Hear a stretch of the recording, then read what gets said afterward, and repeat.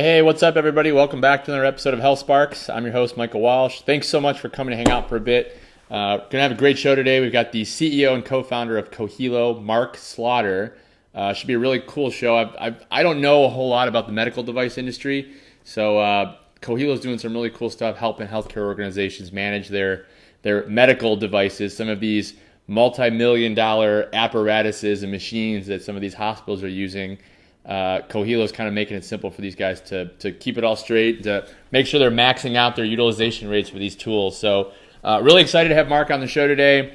Again, HealthSparx, all about talking about innovations and entrepreneurs in the health and technology arena. So if this is something you're interested in, you're definitely in the right spot. Thanks for stopping by to check this out.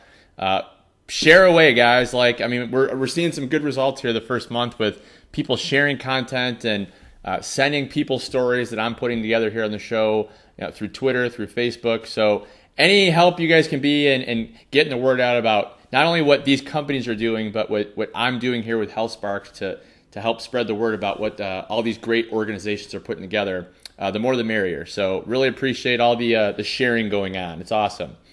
A couple quick things before we get started here with Mark. Thanks, as always, to Satori Tech Solutions. These guys continue to be a major asset for all of my startups. Any of you guys listening to this show that are looking to pick up tips and advice, here's your first piece of advice. Go check out Satori Tech Solutions. They will help you with building whatever it is that you guys need. They do an awesome, awesome job. And they've got pretty much everything. They do web, they do mobile, SEO, social media, whatever it is you guys need. So check them out. And then also just a quick shout out to my startup, Caraloop. We're having a good run so far. It's been an adventure. So check this out. We're doing some cool stuff with it. I'd love some feedback on the site, and go check it out. It's exciting stuff what's going on over in Caraloop world right now. So any feedback, always appreciated. Couple quick reminders then. Subscribe here on the website. Click on subscribe up above. I'll send you great advice and tips from all these people that I have on the show. Plus, I'll deliver the content straight to your email box so you can check it out as soon as the episodes are ready. So subscribe. And then also, again, we're available on iTunes and on Stitcher Radio for your phones.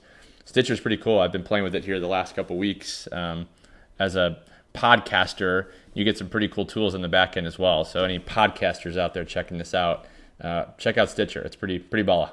So anyway, Mark Slaughter, the co-founder and CEO of Cohelo. Let's get started. All right, everybody. On today's show, I've got Mark Slaughter, the co-founder and CEO of Cohelo. Mark joins us today from Miami, correct? Yes. Awesome. I've actually met Mark. I met his CTO, or is it CIO, Chief Information Officer. It's Mike Slocum, right? Yeah, Mike Slocum's our CIO. Yeah, I met Mike through a mutual contact of mine, and love the concept of what Cohelo is all about. And as I've mentioned, I don't know a whole lot about medical devices. My background's in healthcare consulting, so was pretty psyched to have Mark come on the show and talk all about himself, his background, and all the cool stuff that Cohelo's doing. So, Mark, my man, welcome to the show. Appreciate it. Thanks for having me. Yeah, so tell us a little bit about yourself, your background, kind of where you come from, where you went to school, a little bit about maybe your first job, that helped pave the way for how we kind of got to the Cohelo. Sure. So I'm originally a Boston guy, along with Mike Slocum. We grew up just outside of the city, and we were actually undergraduate roommates at the University of Massachusetts at Amherst. So that's really where we first met each other. We really wanted to start a company. We had some pretty crappy ideas way back in the day, when you're 18, 19 years old. Never really pursued anything. He ended up moving out to the Bay Area after graduation, and I moved down here to South Florida. He pursued development and web development, and I pursued medical device market. And my other co-founder, Brett Reed, and I actually just finished up our MBAs in International Business and Finance at the University of Miami in December 2012. So we launched the Cohelo about 2 years ago. So we were launching our company. Brett was having a baby. I was getting married, and we were going to graduate school all at the same time. 2012 was a crazy, hectic year for us. Wow. Yeah. At any point, do you feel like it slowed down at all? Really? It doesn't ever really slow down, does it? No. the tempo and the pace has remained the same. It's just we're able to dedicate a much wider amount of bandwidth to growth, which is nice. All right, so you and Mike and then Brett. Okay, so you guys have all you've gotten to know each other here, whether it was you and Mike through the years or you and Brett at school. But so tell us a little bit then also about you and how because you were the one who came up with the original concept for Cohelo, correct? Correct. All right, so tell us a little bit about your background then and kind of how we got to here. Yeah, I always found medical devices fascinating. I followed a blog called MedGadget, and for whatever reason, I just thought it was amazing. Implanting sensors that could wirelessly tell a physician your blood pressure and all these different parameters of your body. And so I always found surgery fascinating too, just because so few people in the world get to experience it. Uh-huh. So I wanted to go and live that every day. I knew I wasn't going to be a physician. I just didn't want to commit to the schooling for it, so I wanted to get involved in it in some sort of way. So I went into surgical devices, and I worked with two really, really awesome products. One was called the OmniGuide laser, which is a company out of Boston, and it's a flexible fiber CO2 laser used for GYN, urology, GI, neurosurgery, head and neck, a whole bunch of different things. And it was an absolutely fascinating technology. They were able to control the depth of penetration of super condensed and focused light power to cut in tissue, but to minimize the damage to it and leave protect a lot of critical structures. And it was just fascinating to see it. And I saw I was worked with the product for several years and kind of saw it progress, and it was just getting better and better and better. And the physicians were getting better and better using it, and it was amazing. Okay. So, the issue I saw was it was very expensive. Yeah. Yeah. So I was just going to ask, like, something like that sounds incredible, but how much does one of those go for? Yeah, I think it went anywhere from $85,000 to $100,000, somewhere in that range. Wow. What they did for it.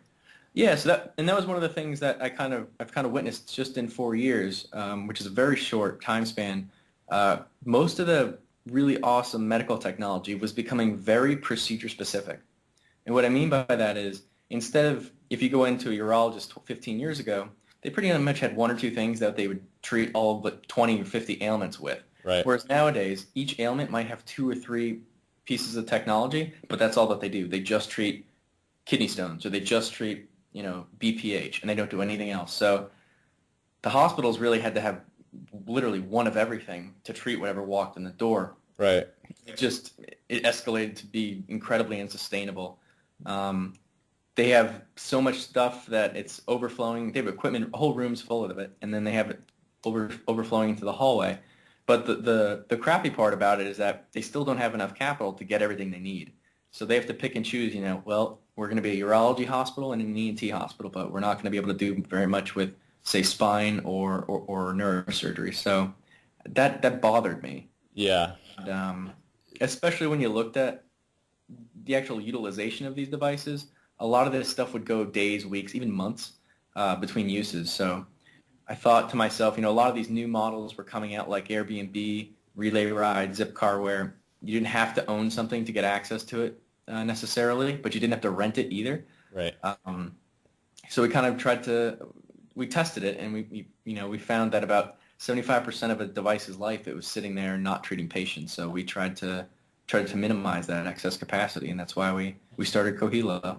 Now I'm curious, like some of these devices, just because, and again, pardon my ignorance, I haven't been around a lot of these things or had the chance to really even see them up close. How long, what's the lifespan of something like that? How long does it last? Oh, I mean, it'll last, most of them they'll last maybe 10 years, but the new version of it comes out every year or every 2 years. Of course. Yeah, so if, you're walking into an OR, your physician wants to treat you with today's technology, not 5 years ago's technology, but a lot of times they're handcuffed by what the hospital has been able to invest in, and the hospital has to pay off that investment. So right. It's kind of created this perfect storm of not enough capital, but yet we own too many things that we're not utilizing enough.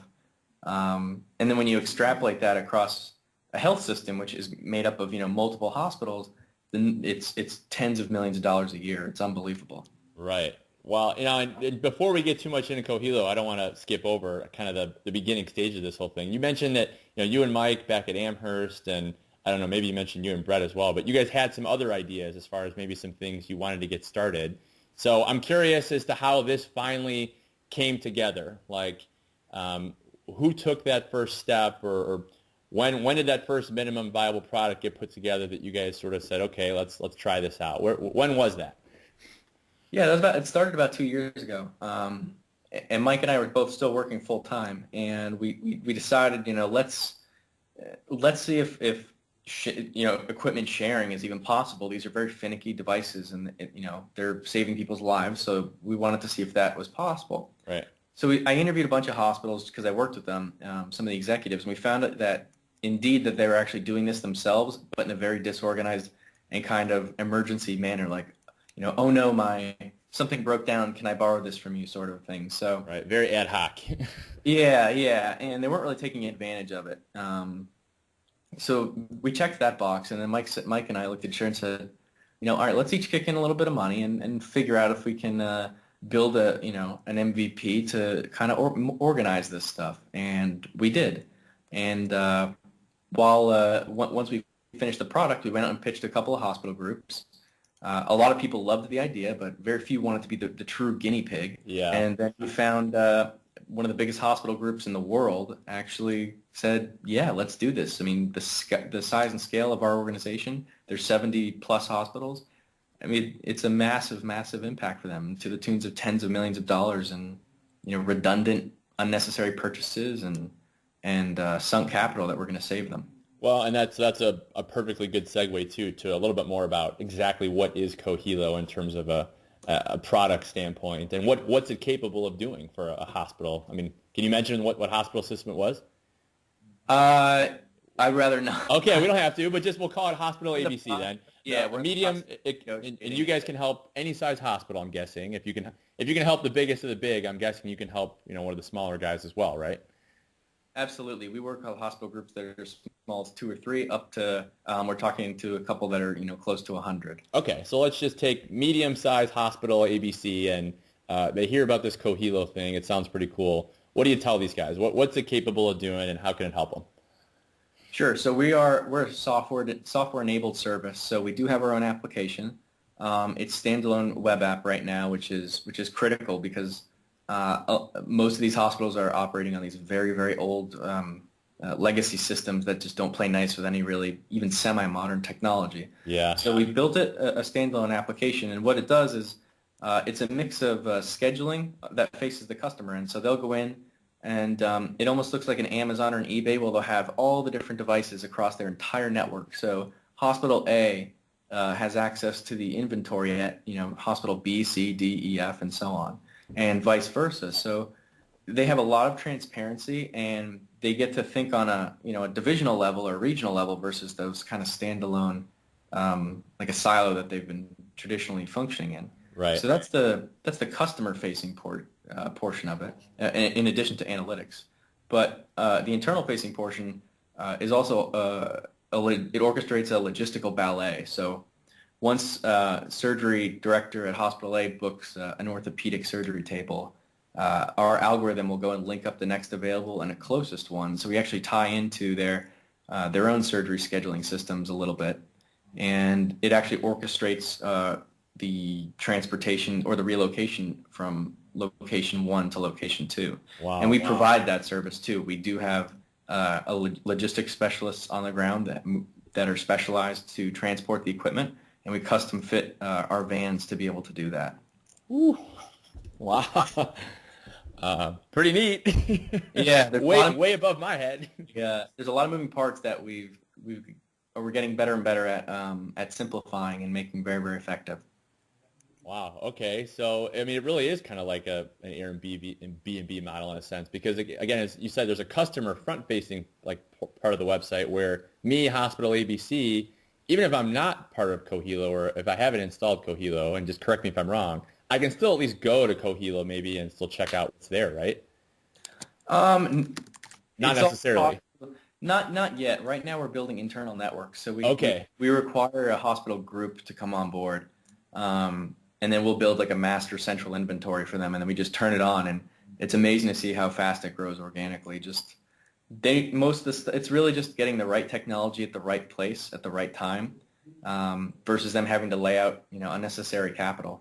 And you mentioned then that like hospital networks themselves or health systems can then use this so that like, because you were mentioning like hospital A, hospital B, hospital C. So it doesn't have to be necessarily internal in that it's internal in one building. It could be internal in like 5 buildings within a system. Oh yeah, most commonly it's actually from hospital to hospital. Okay. Yeah, the hospital group will all be under one parent organization, Okay. and we enable them to match up that kind of excess capacity with demand with their current inventory, so they don't have to go out and buy more of something. So I'm curious, as this has all precipitated itself and launched and you're seeing some initial success with it, and this may be a metric or maybe you don't know, but just help me gauge the numbers behind the problem here. Do you guys have any idea, like, in terms of how much dollar waste there really is with this? Like what are some of the, in terms of defining the problem, what are some of the things that you guys have sort of pulled together in your research here that like could illustrate to somebody listening to this just how big of an issue this is? Yeah, I mean, even the most well-funded hospitals, like in the Boston area or something like that. I mean, everyone still has a budget, and everyone's needs always fall short of what's allocated to them. So we work with one group who had they were a very small group, but they had a $15 million budget for new capital requests. So this was new instruments, equipment, all sorts of different things that they needed to bring in to effectively treat their patient population. Right. Out of that $15 million that they needed, they were only allocated 2. So there's a $13 million delta there of what we need and what we got. Right. And that's really what we target are those massive gaps. Right. So with a system like this, they could turn that $2 million, they could, instead of going and buying $15 million of new capital expenditures, they could, go and just use some of them, through the system. Yeah, well, we'll help stretch that $2 million and turn it into about 4 or 5. Right. So we'll actually, through our service, they're able to split the purchase price of equipment between their sister locations and then the consumption of it as well. So it reduces the capital outlay, it spreads out the consumption, and their dollars can go further. And the physicians win, the hospital, management wins because they're more financially stable, and then the physicians and patients win because they get access to today's technology, not 5 years ago. Absolutely incredible, guys. That's awesome. So how have you guys funded all of this? Has this been bootstrapped? Have you gone and gotten any funding for this? We did. So we bootstrapped for about the first year or so. It was more of a pet, a moonlight pet project, and then we actually raised about $400,000 through friends and family, and then we went out to market with it. And we got our first couple of dozen hospitals online, and it was time for us in the Florida market here. Yep. And then it was time for us to take it national. We started getting interest from not just in the U.S., but outside of the States too, with government-run groups in Latin America and Europe. So we said, we got to raise some venture capital, and we need to perfect our launching process or our go-to-market process. So we kind of emulate the Uber model, where they launch city by city. We go after certain metro markets based off of hospital density and patient populations. So like right now we're launching in LA, Chicago, and Boston, and all at the same time. So we also raised a recent round of venture capital, just around $1 million, but it might go a little higher than that for this round. Wow! Congratulations. Awesome. So so the go-to-market strategy, that's actually my next question here, is just how do we get this in? We're launching it in each city, and that's great, but kind of how does somebody find out about this? How does somebody get involved with it? What are you guys doing from an operational standpoint to sort of put this in people's hands? Because healthcare needs this. I mean, it's just dying for something like this right now. So what are you guys up to in this regard? Yeah. I mean, they definitely, the hospital groups, it's a no-brainer for them. We're not asking them to buy any additional inventory. Our pricing model is based on usage, so we kind of go at risk with them. I mean, just an example, we worked with one group, and they were trying to squeeze $50,000 out of savings in bed sheets. So they're literally looking everywhere for, every penny they can save. Sure. But the way that we target markets is, we draw a 90-mile circle around, a major city. So we've grouped them into, say, the top 50 cities. Our goal is to get into the top 10 over the next 12 to 18 months. But we're only doing about 3 or 4 at a time. So for LA, for example, we'll go in and we try and get an anchor account in there, or the very first group, and then that'll help cover some of our costs and allow us to build that network organically there. And we'll hire a sales, an outside salesperson, a customer advocate, and an operations team member to kind of get things going. And then we just target that market and own it.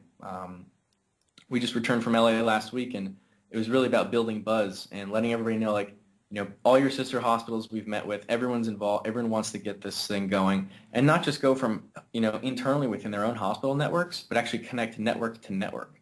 Yeah. And that's what we think the holy grail is, and that's where they see it too. So that's kind of how we do it. All right. So LA, Boston, Chicago, and then obviously I'm guessing Miami, right? Yeah, we're going to continue to grow the Florida market. This is pretty much ground zero for healthcare, which is why we started here instead of going to the Bay Area or Boston. But we've got a lot of business here in our backyard, and it makes sense for us to be here. Awesome. So transitioning a little bit away from Cohilo, just back to both you and your team. I'm curious what you guys have found to be your biggest mistake that you guys have made to this point as you've brought this thing to life. It's always a good, especially for those that might be listening, thinking about getting something launched of their own. Always good to be able to share some advice from an entrepreneur who's actually making it happen. So, what have you guys? If you guys had to put one mistake on the board, what would it be? I think it would be underestimating the sales cycle and the politics involved in this.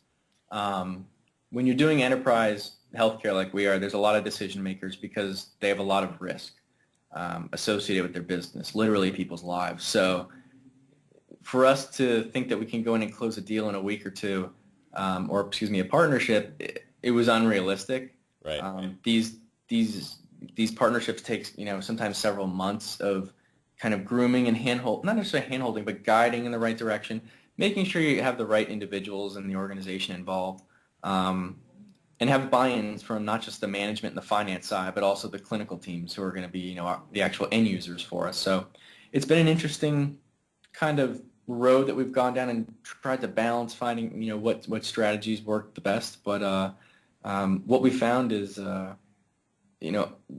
ubiquitous transparency and inclusion of everybody actually helps the process go along versus trying to, find somebody with the biggest political capital who's just going to ram another, initiative from corporate down somebody's throat. That's just not the way to do things. Yeah. So we've tried to avoid that. And that's a good lesson to just the healthcare industry in general, right? Because healthcare, at least in the markets that I've had the most experience in, Chicago and now Dallas, extremely competitive, right? And they all don't want to tip their hand. They don't want to reveal too much. But oftentimes, if you would just bear down and just work together and just put it all out there, stuff gets done. You both end up benefiting from it. So it's really a lesson to not just entrepreneurs, but just the healthcare industry in general. Get to work on solving some of these big problems and stop worrying so much about the little things that are going on at your place. Yeah, no, I think one of the interesting things for us, and we were okay at it in the beginning, but we're getting much better at it now, is identifying who are going to be the early adopters. So if you're going in and pitching somebody, you think that they might be a potential customer, but they might in reality be a buyer that you're probably going to have to exist for a year or two before they would even seriously consider you. So being effective at kind of identifying them, acknowledging that, and then kind of putting them in your back pocket when you are a little bit more proven and circling back was key for us. And we're starting to do that now that we're about a year and a half old. But we did go out there and find those people who are willing to take a chance on a startup. Now, and again, that's an awesome point too. So how many of those people, like you just said, you had to put them in your back pocket, but how many of them were no's? You went to them initially and they told you, no, this isn't happening. Come back later, kind of thing. We never had a no. We've pitched probably 5 or 6 dozen hospital groups around the country. Some of them have agreed to move forward with us and are some of those early adopters. Probably about half of them said, we love this. We're not going to be the guinea pig. Come back once you have a year's worth of experience or 2 years worth of experience, whatever that metric is that they wanted to see, or a white paper. So that's what we did. But keeping them abreast of our growth and our just updates and new kind of neat things that we're doing, different service lines we work with, that's actually helped make the next kind of round of going back at them a little easier. Definitely. So, and this is a good kind of closing question for you too, just because of your background. And I also had a similar background, so I like to bring this point up on the show. A lot of people in the health industry obviously come from a little bit more of a corporate side of things. Mm-hmm. So I'm curious as to what you have found here the last couple of years with Cohelo. What's been the biggest difference for you coming from corporate now working in the startup world? Your responsibilities for every team member are drastically wider. So the scope of them is much wider. So, our CIO might have to jump doing accounting to marketing, development, to doing like collections. So everybody has to wear a million different hats, and you can't be afraid to just, even if you don't know what you're doing, to get in there, stumble a few times, and figure it out. But that's been the fun part too. So you're not just pigeonholed as a sales guy or an engineer or an analyst. You kind of wear all the different hats all at the same time, literally by the hour. So I think that's been the biggest difference for us. Yeah, it's been a lot of, and I agree, man. There's days where I'm guessing you feel the same. You wake up and you start working at 6 or 7 a.m. and before you know it, it's 5 o'clock, and you're like, what the hell happened to the day? Like I don't feel like I accomplished anything, but at the same time, if you really wrote a list of everything you did, you probably accomplished 10 different things in 10 different areas. Like it just, sometimes you feel like you're spread pretty thin because you have to wear so many hats. But then you really take a good step back and you look at it and you're like, damn, that was like, I learned so much. It was a ton of fun. So, I mean, that's one of the things that I love to, I encourage people to not be afraid of it because, in some ways your responsibilities are going to go up, but it's a lot of fun. You learn a ton of it. So nothing to be afraid of. Yeah, I couldn't agree more. Well, this has been awesome. I love the idea of Cohelo and what you guys are up to, and I can't wait to read about you guys' continued success. Guys, as far as just listening, those of you listening to this, if you work for a healthcare provider or if you're in that process right now of gathering your troops and starting to figure out how you're going to most adapt to all the healthcare reform that's setting in right now and all of the cost-cutting measures that your organizations are trying to place, why would you not go check this out? Like it just seems like a no-brainer, like Mark said. So check it out here. I'll have a link on the website here from the show. I'll put some other information about how you can kind of keep track of what Cohelo's doing. So, Mark, this has been a lot of fun. I learned a lot. Hope you enjoyed it too. I appreciate it, Michael. Thanks for having me. Yep, no problem. All right, and that is it from me and Mark. Really good show. This concept of Cohelo is pretty awesome sounding. Healthcare providers, like I said, you got to check this out. Why not bring this to your managers that manage some of this equipment? I mean, this is something that could really help you guys save on a lot of cost and still deliver just as quality, if not more quality care to patients and people coming through the doors. Like, who doesn't want to have access to some of these devices and machines? And especially if you don't have to go and actually buy them. So check this out. And as far as budding entrepreneurs out there and people listening that are interested in something like this, Mark and his guys, they have followed the picture perfect model here. They bootstrapped it, they tested it, got some initial clients, have got some funding now. They're building their team. They're expanding their reach. This is I mean, you couldn't have planned it and you couldn't have executed it any more perfectly than they've just done it. So check out the Cohelo. It's cohelo.com. There's a link here on the episode page. As far as other stuff for me, again, just iTunes and Stitcher. Go follow us. Would love to have you. Subscribe to the show here on the website. I'll deliver the content right to your email boxes and send you a bunch of other goodies and stuff like that. Starting to work on some actual perks and stuff like that too from companies that want to get their stuff to you. So I'll start to deliver some of that to you guys as well. Really excited for the next episode I'm going to record. It's going to be with one of my good friends, Lori Miller. She just launched her company, Collagen Club, here in Dallas. So super excited to welcome her to the show and share her story. But until then, this has been a lot of fun. Mark was a great guest. Hope you guys enjoyed the episode. We'll talk to you guys soon. Thanks.